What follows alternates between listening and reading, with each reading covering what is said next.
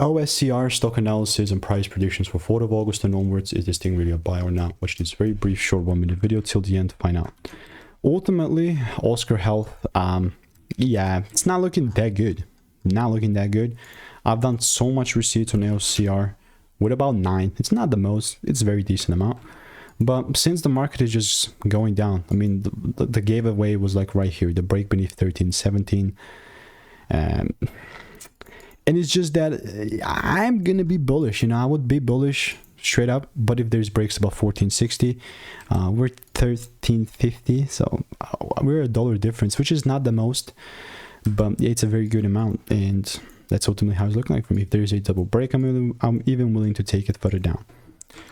Again, not gonna randomly sell. I'm gonna wait for the rules because that's what I've refined over 5 years. And if you want to get my money making emails and insights for free, click the first link in the description, and I will see you in the next one. Goodbye and enjoy.